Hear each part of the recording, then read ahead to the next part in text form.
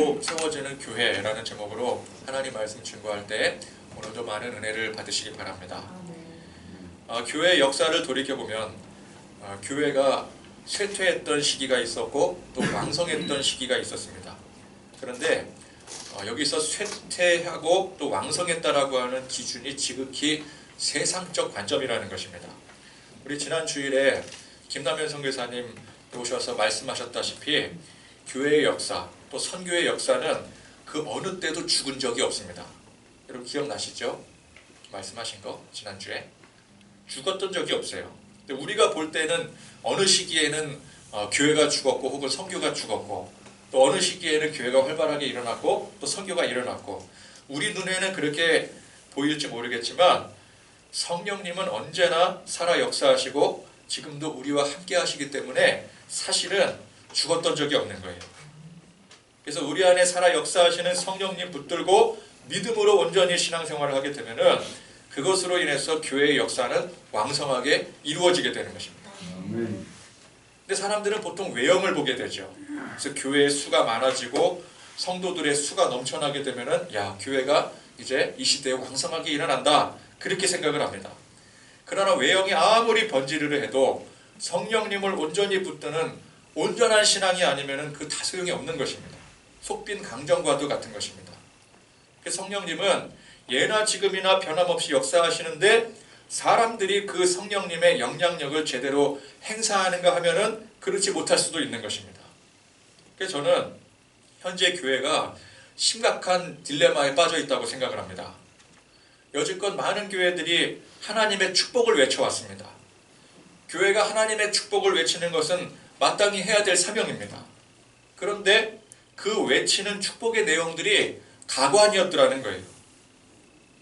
예수 잘 믿으십시오. 예수 믿으면 우리 다 문제 해결되고 만사형통하고 부자되고 성공하고 그런 것이 교회에서 전하는 예수 믿고 얻을 축복에 대한 상당수의 내용들이었습니다. 근데 문제가 무엇입니까? 그렇게 전하는 축복의 내용을 듣고 많은 사람들이 교회에 모여들었어요. 아, 그래. 나도 저렇게 얘기하는 것처럼 나도 부자가 될 수 있겠구나. 나도 세상에서 성공을 누릴 수 있겠구나. 나도 만사형통함을 얻을 수 있겠구나. 그런데 그렇게 많은 사람들이 모여들었는데 그렇게 모여든 사람들 중에 또 많은 사람들이 속았다.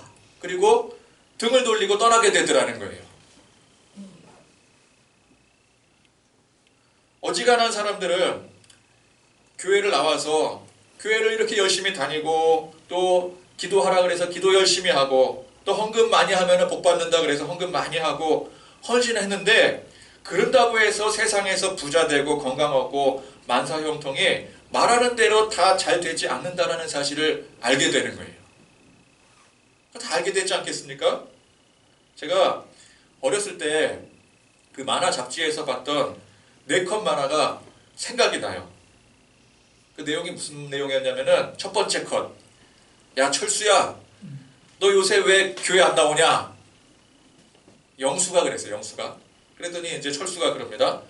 야, 네가 교회 나가면은 구원을 얻는다 그랬지? 근데 내가 교회 다니면서 구원은 그냥 임마 5원도 못 얻었어. 그게 4컷 만화였거든요. 이 얼마나 썰렁한 내용입니까? 아, 구원을 받으라 그랬는데 구원은 그냥 5원도 못 받았대요. 근데 이게 생각하면 생각할수록 참 저에게는 의미가 있는 내용이라고 생각을 했어요. 그래서 제가 지금 이 내용을 한 몇 번은 얘기를 했는지 몰라요. 그렇죠? 많이 들은 내용이죠? 저한테. 다른 사람한테 듣지는 않았을 거예요. 아니면 그 만화를 기억하는 사람이 얼마나 되겠습니까? 저한테 들었을 거예요. 자, 사람들이 교회를 다니면서 보통 사람들이 교회를 다닐 때 기대하는 바가 무엇이겠습니까? 종교 생활을 하면서 기대하는 게 뭐예요?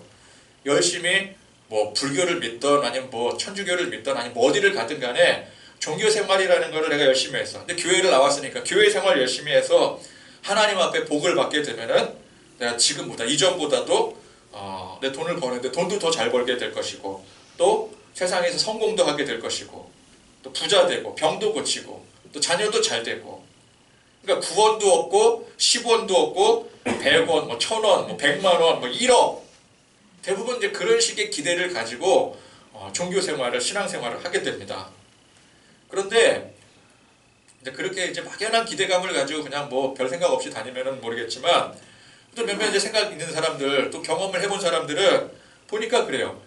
몇몇 간증하는 사람들은 정말 그렇게 열심히 교회 생활을 해가지고 기도 생활도 해서 뭐 부를 이루었다 그러고 뭐 세상 명예 성공도 이루었다고 막 교회도 부흥됐다 그러고 그러는데 사실 대부분의 사람들이 그렇지 않더라는 거예요. 여전히 똑같은 삶을 살고 있는 거예요.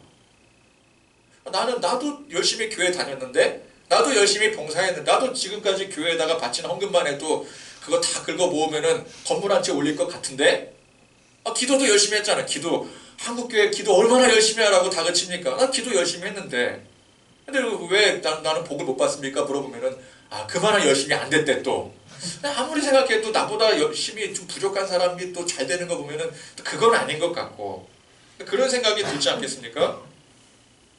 여기 계신 여러분들께서도 예수님 처음 믿을 때보다 지금 언제 처음 믿으셨는지는 제가 잘 모르겠지만 그때보다 지금 비교했을 때 그때보다 내가 정말 예수님 하나님 앞에 축복받아서 뭐 비교할 수 없을 정도로 뭐 세상 부와 명예와 성공 여러분 그거 다 이루셨습니까? 만약 그런 걸 기대하고 예수를 믿었다라고 한다면 지금에 와서 얻을 수 있는 결론은 하나예요. 속았다. 깜빡 속았다. 그래서 그 속은 걸 안 사람들이 내가 속았구나. 그걸 안 사람들은 이제 교회에 등 돌리고 떠나가게 되는 거예요. 교회 별로 일 없구만. 다 거짓말이구만. 가짜구만. 그리고 다 떠나게 되는 거예요. 그러면 교회가 어떻게 해야 되겠습니까? 어떻게 해서든지 그렇게 이렇게 하면은 축복받습니다라고 했던 그 말이 그게 사실이 될 수 있도록 능력을 어떻게든 받아서 사람들에게 그 능력을 베풀어 주도록 해야 될까요? 아니면 여전히 나 몰라라 뭐 번영신학, 기복신앙 그거 선전해야 될까요?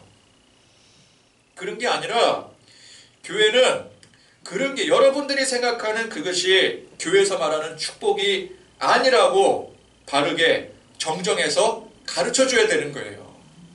그거 아니라고. 그죠? 교회에서 말하는 축복은 세상에서 생각하는 세상에서 말하는 축복과는 다른 거라고. 성경에서 말하는 축복은 번영의 일신의 안녕과 그 세상 영광이 아니라고 단단히 가르쳐줘야 되는 거예요.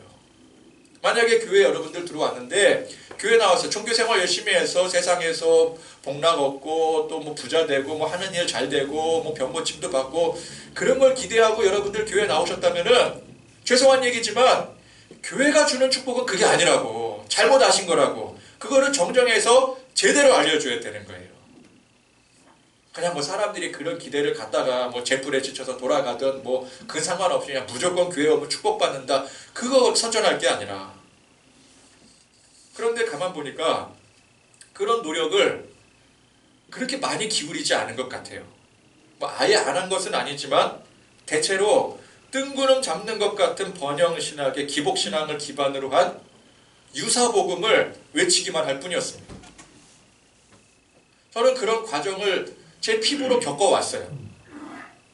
교회가 진짜 문제가 뭔지도 모르고 여전히 세상 복받는 이야기만 선전하고 그게 또 잘 안 통할 것 같으니까 이상한 부흥 강사들 모셔와가지고 부흥 강사라고 다 이상한 사람들은 아니에요. 그런데 제가 만나본 부흥 강사들 중에 이상한 사람들 참 많았었어요.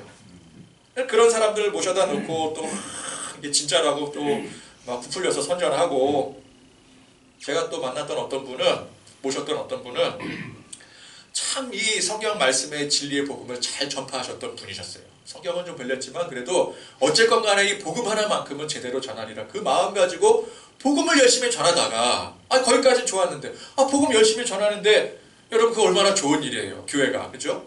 근데 그러다가 갑자기 벼랑간 어느 날 뭐 어디 이상한 뭐 세미나 같은 데를 다녀오더니 돌변하신 거예요.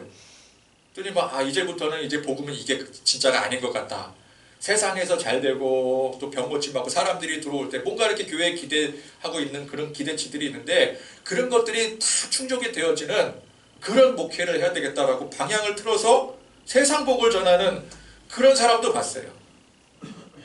그럼 제가 이제 이런 식으로 얘기를 하면은 그럼 너는 얼마나 잘냈길래 그런 비판을 함부로 하느냐 그렇게 말할 수도 있겠죠. 그러나 이거는 애초에 제 생각이 아닌 거예요. 저만의 생각이 아닌 거예요. 예로부터 많은 사람들이 그 시대에 각 살았던 그 시대의 교회의 현실들을 비판을 했습니다. 에이든 토저라는 목사님이 있어요.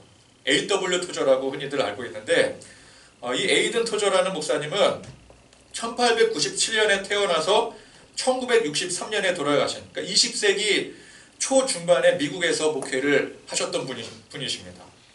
근데 이분이 이제 처음에는 이분의 책들이 잘 알려져 있지 않다가 어느 때부턴가 이제 이게 우리나라에도 많이 이게 번역이 되고, 옛날 책들이잖아요. 근데 그게 이제 많이 번역이 돼서 소개되어서 지금 보면은 이제 A.W. 토저라는 목사님의 책들이 서점에 많이 나와 있을 거예요. 근데 이제 그 목사님의 책 내용들을 보게 되면 한결같습니다. 제목들은 다 다른데 내용은 한결같아요. 그 내용들이 그 시대의 교회를 비판하는 내용들이에요. 성령이 떠난 교회, 예배가 사라진 교회, 신앙의 순수성이 사라진 교회에 대해서 신랄하게 비판을 하면서 정말 교회는 성령님이 거하시고 살아 역사하시는 그런 교회가 되어야 된다. 그런 살아있는 예배가 되어야 된다. 그거를 강조하는 거예요. 번영신앙에 또 기복신앙에 잘못 물들어 있는 현 세대의 교회들을 비판하면서, 그러니까 그 시대의 교회들을 비판을 하는 거죠. 지금은 어떻습니까? 그때보다 더하면 더했지 결코 덜하지 않은 시대를 우리가 살아가고 있지 않겠습니까? 그러니까 저만이 비판하는 게 아니에요. 저만 잘났다고 얘기하는 게 아니라고요. 이렇게 비판하는 사람들이 무슨 깨어있는 성각자이거나 위대한 사람들이 아닙니다. 우리가 예수를 믿고 성경 말씀을 하나님의 말씀으로 굳게 믿어 순종하기를 원하는 사람이라고 한다면 누구나 그래야 되는 거예요.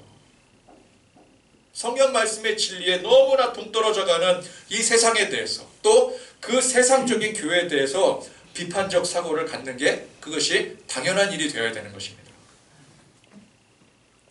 잘못된 게 과연 얼마나 잘못된 것인지, 또 비정상적인 상황이 얼마나 이게 비정상적인 그런 상황인지 우리는 이 성경 말씀의 진리에 비추어서 얼마든지 판단할 수 있는 것입니다. 이게 여러분 목사가 되고 신학을 전공을 해야지만 알 수 있는 게 아니에요. 하나님은 진리의 하나님이십니다. 성령 하나님께서 우리 안에 온전히 거하실 때 진리를 분별하여 깨닫는 영을 주셔요. 여러분 믿으십니까? 우리가 정말 하나님을 우리 안에 모시면은 우리 진리의 영이 우리 안에 거하시는 거예요. 여러분 예수님의 제자들 보십시오. 그들이 무슨 신학 전공했던 박사들이었습니까? 예수님을 그렇게 열심히 쫓아다녔으면서도 맨날 딴소리하고 예수님 하시는 말씀 하나도 못 알아먹는 그런 바보들이었었어요. 근데 그들에게 성령이 임하십니다. 그럼 바보들에게 성령이 임하시니 바로 그 즉시 이 진리의 말씀을 깨달아 알게 하는 진리의 영이 깨우쳐지게 되는 거예요. 아멘. 그래서 이 진리를 깨달아 알고 전파하는 사람들이 되었습니다. 진리에 비추어 한참 잘못되었고 한참 비정상적인 상황이 되어버렸더라면 그거를 바로 인식하고 바로 잡을 수 있는 노력을 해야 되는 거예요. 아멘. 적어도 그런 생각과 태도가 되어야 되는 것입니다. 그래서 나는 말씀 안에 바른 신앙을 갖도록 해야 되겠다. 또 우리 교회부터라도 바른 신앙으로 서갈 수 있도록 해야 되겠다. 이건 누가 하는 거예요? 그럼 교회는 목사님이 운영하는 거니까 목사님이 하세요. 그게 아니라 교회는 우리 성도들이 다 같이 하는 거잖아요. 우리 모두가 그런 생각을 가져야 되는 거예요. 그런 건전한 생각을 가지고 그런 바른 인식을 가지고 우리의 삶을 살아가고 또 교회 생활을 해야 되는 것입니다. 자, 베드로와 요한을 유시했던 이 초대교회를 둘러싼 환경이 그랬었어요. 똑같이 하나님을 믿는다고 하는데 달라도 너무 달랐습니다. 정말 같은 하나님을 믿는 게 맞는가 싶을 정도로 유대인들과 당시 초대교회 기독교인들은 극과 극을 달렸습니다. 유대인들은 어땠습니까? 극단적인 선민사상에, 종교 지도자들은 세상 영광과 번영에 찌들어 있었어요. 그러니까 종교 지도자들이 그런 세상 번영과 영광에 찌들어 있으니 유대인들 전부가 다 그렇게 타락해 있는 것 아니겠습니까? 종교적인 외형만 남아서 온통 가식으로 신앙생활을 합니다. 우리 지난 시간에 불구자를 걷게 한 사건에서 보았듯이 사람들은 그 기적의 행위에 열광을 하는 거예요. 예수님을 보려고 하는 게 아니라 그 기적의 행위에 열광을 해서 나도 그 기적의 혜택을 누려보자. 나도 세상에서 한번 영광 한번 누려보자. 나도 병고침 한번 얻어보자. 사람들은 거기에 열광하는 거예요. 그렇게 열광하는 사람들은 자기들이 옳다고 믿었습니다. 그런데 그렇게 옳다고 하는 기준으로 어떤 일을 자행을 했습니까? 하나님께서 보내신 예수님을 그들 손으로 십자가에 못 박아 죽여버렸어요. 자기들은 하나님을 믿는다고 생각을 했어요. 누구보다도 하나님을 열심히 믿는다고 생각했어요. 그래서 옳다고 생각했는데 옳다고 하는 기준으로 예수님을 십자가에 못 박더라는 것입니다. 그리고 여전히 행위의 결실을 위해서 세상에서의 성공과 번영을 꿈꾸며 종교생활을 했습니다. 자, 그에 반해서 초대교회 성도들은 어땠습니까? 그들은 성령님을 만났어요. 성령님을 만나자마자 마음에 찔림을 얻었습니다. 그래서 뭐라 그랬어요? 우리가 어찌할꼬. 성령님을 만난 사람들은 우리가 어찌할꼬 회개했어요. 지금까지 잘못 살았던 삶을 청산했습니다. 그들이 지금까지 잘못 살았던 삶이 무엇이었습니까? 번영신앙, 세상 성공신앙, 기복신앙, 그러니까 성경 진리를 몰라서 엉뚱한 삶을 열심히도, 그게 하나님의 진리인 줄 알고, 그게 진짜인 줄 알고, 그렇게 열심히도 살았던 그들의 삶 그 자체가 과거의 삶이었어요. 청산해야 될 삶이었었어요. 오늘 우리가 예수 믿는다고 하면서도 예수를 믿는다는 그 열정으로 열심히 신앙생활하고 또 기도생활을 하지만, 그러나 그 가운데 세상 문제 해결받고 또 그렇게 열심히 함을 통해서 부와 영광을 이루고 세상 성공과 번영을 바라는 각자의 삶과 그런 교회의 모습들, 이런 과거의 삶을 이게 제대로 산 게 아니었구나, 제대로 믿은 게 아니었구나, 잘못 산 삶이라고 부정을 하고 청산을 한 거예요. 주님의 십자가 앞에. 그래서 그들은 세상 욕망에 눈어두어 열심히 쌓아왔던 것들을 다 버렸습니다. 이게 부질없음을 알았기 때문에 버린 거예요. 그래서 그런 것들, 자기들이 모았던 재산들, 그런 것들을 서로 통용하고 나누고 헌신할 수가 있었어요. 아깝지 않겠습니까? 우리가 보통 생각할 때는 재산을 막 보니까, 이 초대교회 보니까 막 땅을 팔아서, 집을 팔아서 막 헌금하고 막 그랬대요. 그럼 그거 어떻게 그렇게 할 수가 있겠냐? 또 어떤 사람은 그래, 복 받으려고.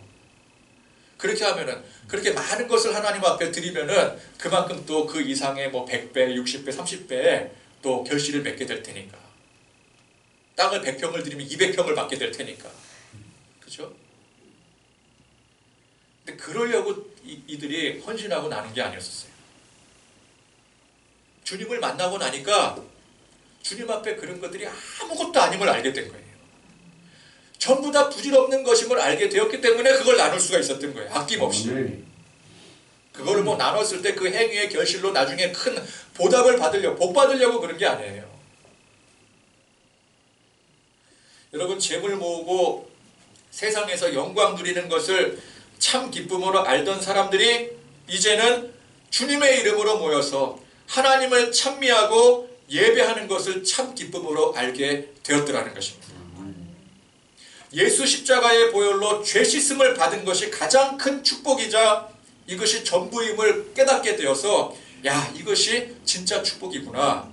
그래서 이 축복을 전하는 것이 사명인 줄 알고 그 사명을 열심히 전파하는 삶을 살게 된 거였어요.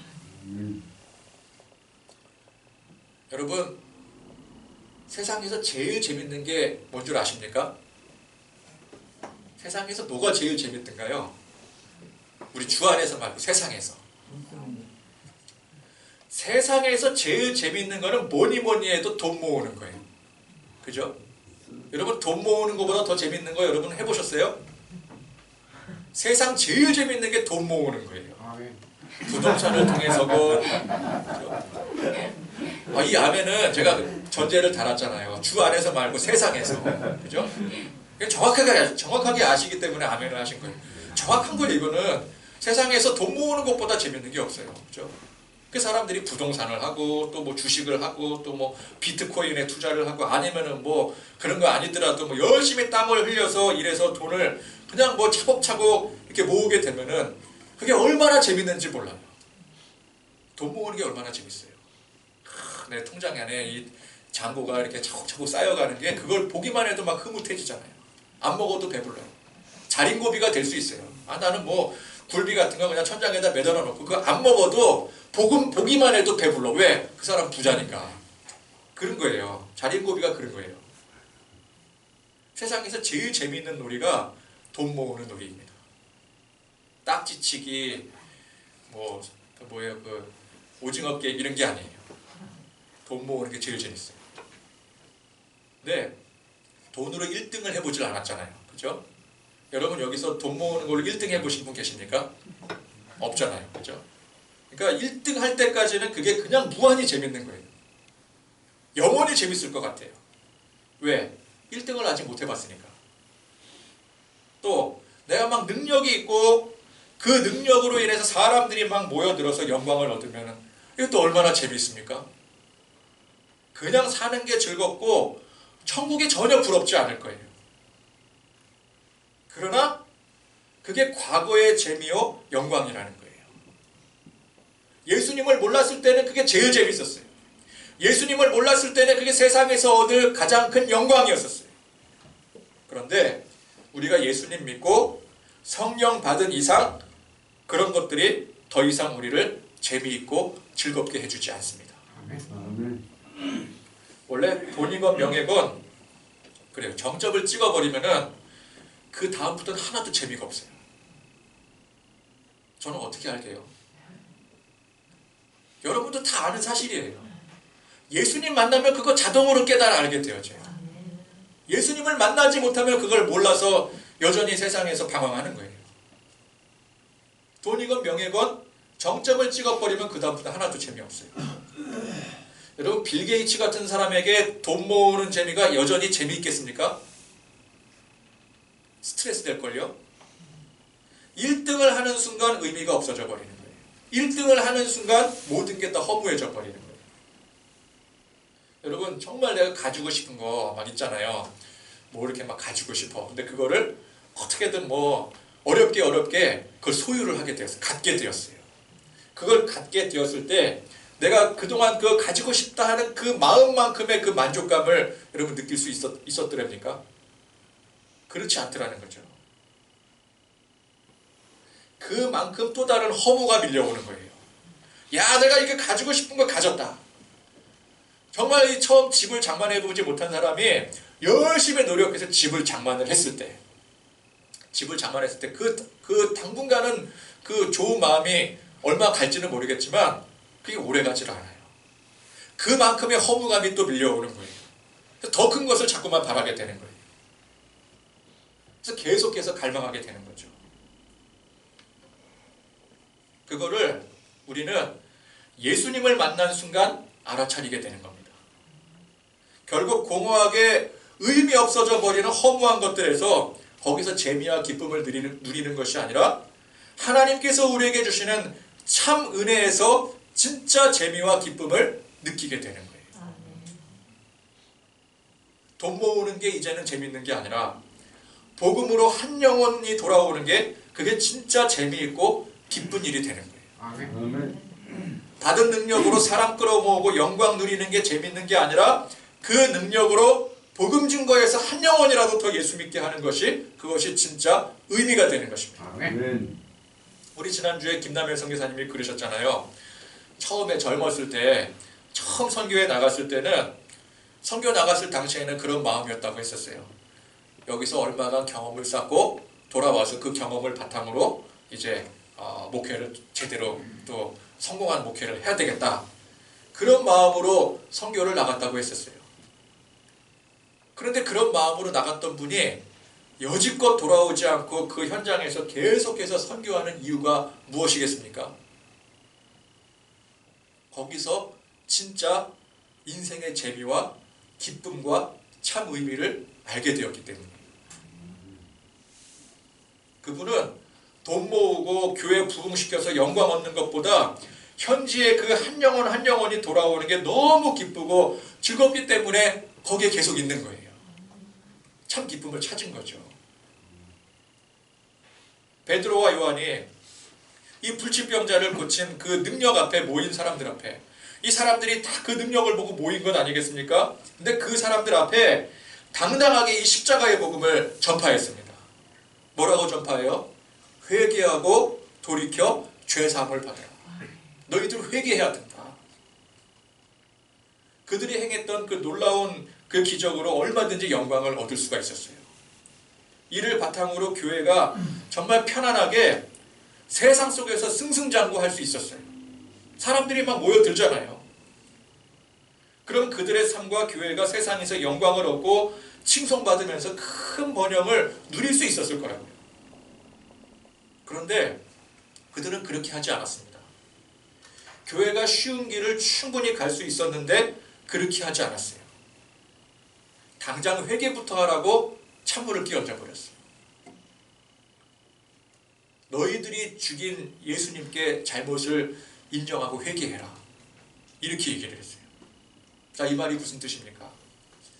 당신들이 그동안 살아왔던 삶을 완전히 부정하고 예수님을 따르라는 말입니다.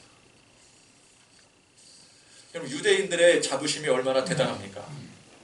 다른 건 다 몰라도 어렸을 때부터 율법 말씀을 달달 외우고 그 실천하며 살았었고, 우리가 또 하나님 앞에 선택받은 그 어떤 민족도 하나님이 선택하지 않은데 우리는 이렇게 하나님 앞에 선택받아서 율법을 어렸을 때부터 이렇게 지켜왔더라고. 그렇게 자부했던 그 자부심이 얼마나 큰지, 그 당시 그 대단한 로마인들도 뭐 무력을 동원하든 뭐 문화의 힘을 동원하든 간에 이 유대인들 꺾지를 못했었어요. 근데 그걸 다 꺾고 부정하라는 거예요.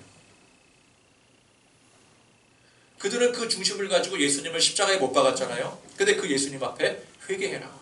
그거 다 부정하라는 얘기예요. 그거 못하겠으면 하나님 믿는 게 아닌 것이고 너희들은 죄의 자녀로서 전부 다 죄의 형벌을 받을 대상들이라는 거예요. 유대인들 그 누구도 그렇게 생각하지 않았거든요. 죄의 형벌을 받을 사람들은 하나님 앞에 선택받지 않은, 율법에 속하지 않은 저 세상 사람들이 죄의 형벌을 받을 대상들이지 우리가 어떻게 그 죄의 형벌을 받을 사람들이냐. 근데 베드로와 요한의 말은 뭐예요? 너희들 회개하지 않으면 너희들 죄의 형벌을 받을 사람들이다. 그래서 그 악함을 버려라. 이게 지금 자발적으로 이 베드로와 요한 교회에 모여든 사람들에게 전한 메시지예요. 그러니까 교회가, 야, 난 교회가 좋은 것 같아. 나 교회 그냥 다니고 싶어. 그래서 자발적으로 모였던 사람들에게 당신들은 죄인들이니 회개해라. 그렇지 않으면 심판이 임할 것이다. 이렇게 말하는 것과 똑같은 거예요. 그들은 왜 기껏 그렇게 자발적으로 모여든 사람들에게 찬물을 끼얹어 버렸습니까? 교회 호감을 갖고 교회 다니고 싶다고 자발적으로 모인 사람들에게 어떻게 해야 되겠어요?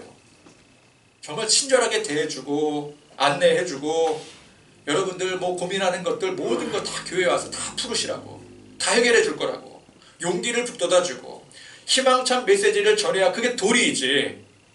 너희들 다 죄인이니까 회개부터 해라. 이래가 다 도망치게 만드는 이유가 무엇입니까? 그게 진리요 복음이기 때문에 그래요. 교회는 마땅히 진리의 복음을 전하는 게 사명이지 거짓말로 유혹하고 가모니설로 속이는 게 사명이 아니기 때문에 그렇습니다. 사람들은 하루빨리 이 코로나 사태가 해결되기를 원합니다. 경제의 어려움을 해결받기를 원해요. 내 집 마련의 꿈을 이루고 좋은 직장에 취직하고 또 가지고 있는 자산을 잘 불려서 노후를 잘 대비하기를 원합니다. 그런 기대감에 혹시나 하는 마음으로 많은 사람들이 교회를 찾습니다. 그런데 그런 사람들에게 주 예수를 믿고 죄를 회개해라. 그러면 그게 그렇게 기대감을 가지고 모여든 사람들이 듣고 싶어하는 메시지가 아니죠. 그거 말고 그건 뭐 기독교의 교리라는 건 다 잘 알겠고, 그거는 중요하지만 그거 말고 좀 세상에서 잘 살 수 있다는 그런 소망, 지금보다 잘 될 수 있다는 그 희망이라도 좀 줘라. 나 그거라도 들으려고 온 것이다. 나 힘들다. 지금 내가 웃고 있지만 내가 웃는 게 아니다. 다 그런 심정으로 교회 찾는 것 아니겠습니까? 그런데 그건 교회가 줄 수 있는 게 아니라는 거예요. 능력이 없어서 주지 못하는 게 아니라 애초에 사람들은 그런 것들로 채워지지 않기 때문에 줄 수가 없는 거예요. 여러분 이해가 되십니까? 아멘. 교회가 그런 거 줄 수 있는 능력이 없어서 못 주는 게 아니라 줘봤자 소용없는 거기 때문에 줄 수가 없는 거예요. 사람들이 원하고 바라는 소망은 사실은 공허한 것들입니다. 이만큼을 채우면 만족할 것 같은데 사실은 아니에요. 이만큼을 채우면 더 갈급해지고 이만큼이 더 채워져야 되고 그만큼이 더 공허해지기 때문에 아무리 채우려고 해도 채워지지 않고 그래서 애초에 채울 수가 없는 거예요. 채우다가 1등 할 수 있겠죠. 근데 1등 하면은 모든 게 다 공허해지는 거예요. 허무해지는 거예요. 인생의 의미가 없어져 버려요. 어떤 분야든 간에 여러분 1등 해보신 적 있지 않겠습니까? 그럼 허무해져요. 저도 학교 다닐 때 1등 해본 적이 있거든요. 애들이 다 부러워해요. 근데 저는 하나도 만족이 안 되더라고요. 1등을 못 해본 사람들은 1등만 하면 만족할 것 같은데 만족을 못 해요. 그 공허함을 채울 수가 없어요. 채울 수가 없는 거 채워달라고 교회에 찾으니 교회는 그걸 줄 수가 없는 거예요. 여러분 그걸 아셔야 돼요. 사람들 처지가 아무리 딱하고 불쌍해도 그 공허함을 세상의 것으로 채워주는 것은 교회가 하는 일이 아닙니다. 공허함을 채워줘요. 그런데 중요한 것은 세상의 것으로 채워주는 게 아니에요. 교회가 하는 일은. 우리의 공허함을 채울 수 있는 유일한 방법은 예수님을 만나는 것입니다. 아멘. 예수님을 만나야지만 그 공허함이 채워지는 거예요. 아멘. 예수님을 만나서 부와 명예에 대한 내 갈급함이 채워지는 게 아니라 예수님 그 자체가 우리의 이 밑도 끝도 없는 공허함을 채울 수가 있는 거예요. 아멘. 그럼 교회가 하는 일이 무엇입니까? 사람들이 원하는 바라는 그 공허감을 어떻게든 채워주기 위해서 급급해서 복을 말하 세상 복을 말하고 기복신앙을 선전하고 그게 교회가 하는 일이 아니라 교회가 하는 일은 예수님을 소개하는 거예요. 아멘. 예수님만이 우리의 공허함을 채워줄 수 있는 분이시기 때문에 예수님을 소개하는 거예요. 또 그 예수님을 소개받아서 예수님을 알려면은 먼저 반드시 우선되는 게 자신의 죄부터 깨달아야 돼요. 아멘. 내가 죄인임을 먼저 깨달아야 예수님을 만날 수가 있어요. 아멘. 그래서 내 죄부터 깨닫고 회개하는 게 그게 우선인 거예요. 아멘.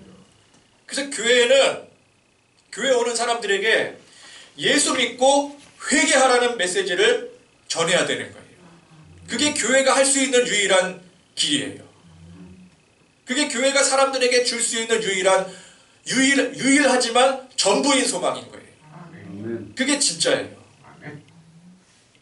자, 이 교회의 사명을 여러분 성경을 보십시오. 성경은 절대 두루뭉술하게 설명하지 않아요. 이게 좀 뭐 알 것 같기도 하고 뭐 모를 것 같기도 한 아리송한 방법으로 제시하지를 않아요. 돌을 닦듯이 깊은 산속에서 수십 년간 참선을 해야지만 깨달아지는 진리가 아니에요. 너무나도 명백하게 너무나도 쉽고 간결하고 확실하게 전해주고 있어요. 성경을 보시면 오늘 기적의 혜택을 바라고 모여든 사람들에게 베드로와 요한이 해준 말이 무엇입니까? 회개하라. 그러면 예수님이 너희에게 임하실 것이다. 세상에 묶여있는 삶을 청산하고 예수 믿고 예수님 말씀대로 살라라는 말씀이에요. 근데 이 사람들은 사실은 듣고 싶었던 말이 뭐예요? 그 기적을 나에게도, 그렇죠? 나도 병 고침 받고 싶어요. 나도 그 능력으로 인해서 나도 세상에서 좀 문제 해결받고 잘 되고 싶어요. 근데 투자한 게 있는데 그게 좀 잘 투자가 돼서 성공하고 싶어요. 거기에 대한 답변이 없어요. 회개해라. 그렇게 생각했던 모든 과거의 삶을 청산해라. 그래야 예수님 만날 수 있고, 예수님 만나야지만 당신들이 그 삶에 밑도 끝도 없이 공허함을 채울 수 있습니다. 그 덧붙여 뭐라 그래요? 우리가 전하는 이 말씀이 우리의 생각이 아니라고. 성경 말씀에 보니까 이 모여든 사람들이 유대인들이잖아요. 유대인들이 누구보다 성경 잘 알잖아요. 성경 펼쳐놓고 보라 이 말이에요.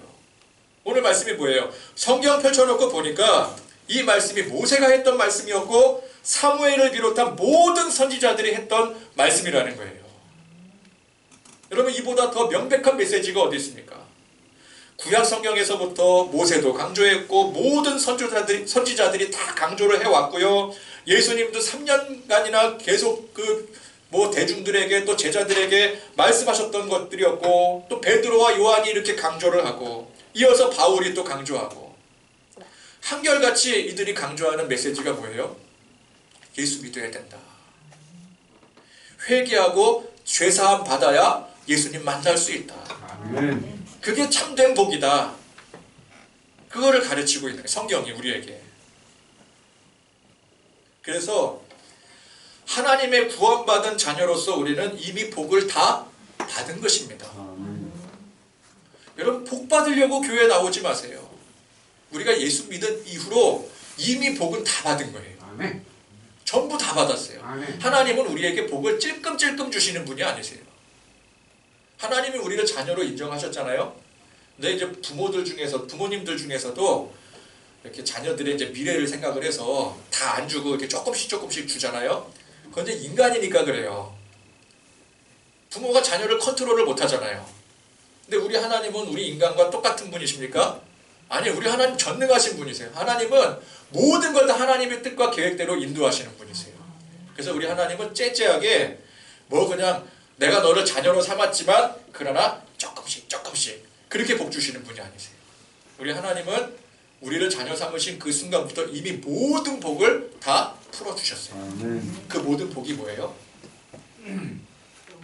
우리를 자녀 삼으신 게 그게 모든 복이에요. 하나님의 자녀가 되었다라는 이것보다 더 큰 복이 어디 있어요? 우리를 죄에서 구원하셨다라는 그 사실보다 더 큰 게 어디 있어요? 지옥 아세요? 지옥? 요즘에 또 보니까 오징어 게임에 이어서 지옥이라는 드라마가 또 그 유행을 타는 것 같더라고요. 우리가 다 지옥 간대요, 지옥.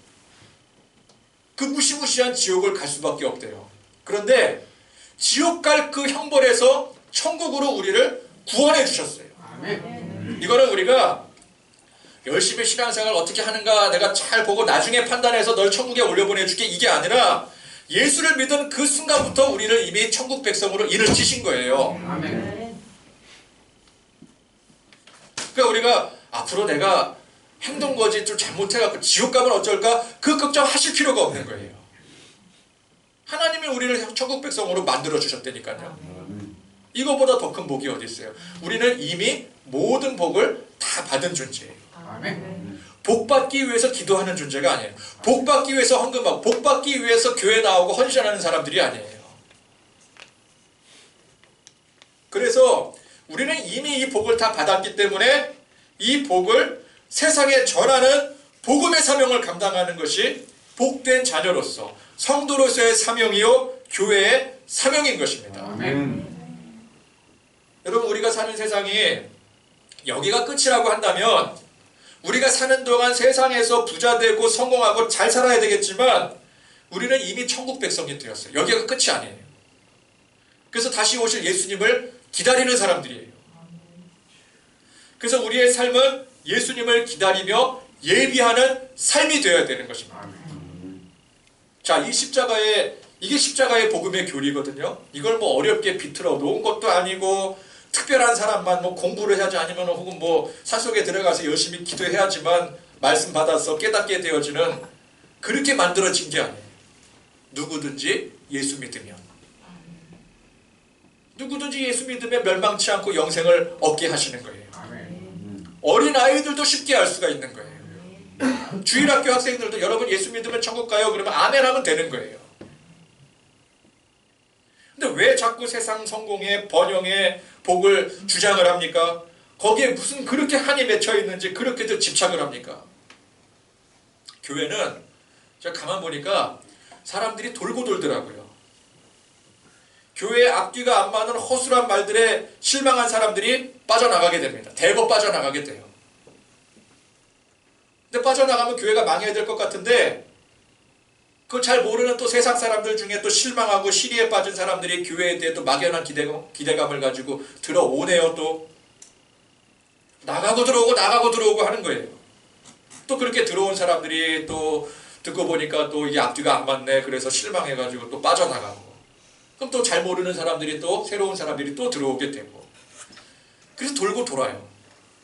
그래서 그걸 잘하는 교회는 한 번 사람이 들어오면 지속적으로 사람들이 넘쳐나기도 합니다. 여러분 그걸 부흥이라고 하면 안 돼요. 그게 부흥이 아니에요. 복음으로 변화되는 게 그게 진짜 부흥이에요. 아멘. 그래서 부흥은 사람 수와 상관이 없습니다. 사람 수는 눈속임이에요. 교회는 수합만 좋으면 사람들 많이 넘쳐나게 할 수 있어요. 왜? 세상에는 정말 힘들고 괴로운 사람들 많거든요. 종교의 힘을 의지하고서라도 좀 뭔가 이렇게 안식을 찾고 위안을 받고 싶은 사람도 너무나도 많이 있거든요. 그런 사람들 출소하려면 얼마든지 할 수 있어요. 능력이 있으면. 저는 그런 능력이 좀 안 돼요. 근데 그런 능력이 탁월한 사람들이 있어요.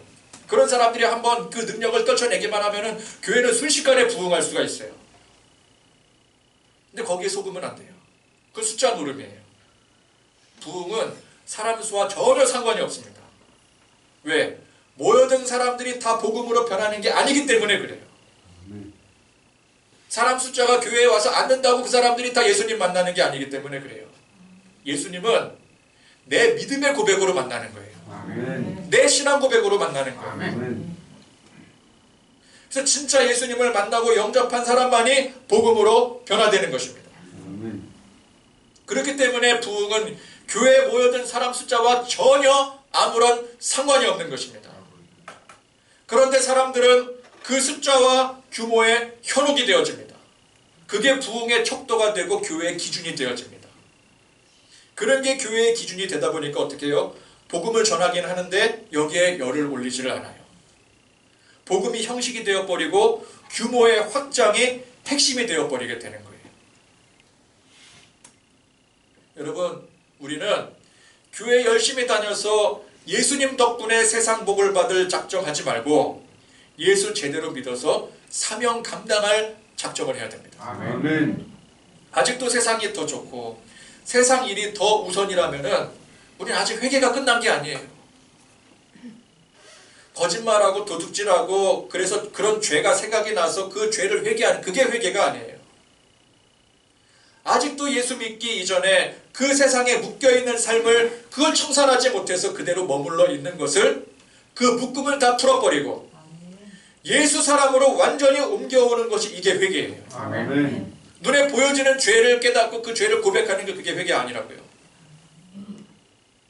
내 삶이 회개가 뭐라 그랬어요? 관역의 정중앙을 향해 쏘는 것을 회개라고 했잖아요.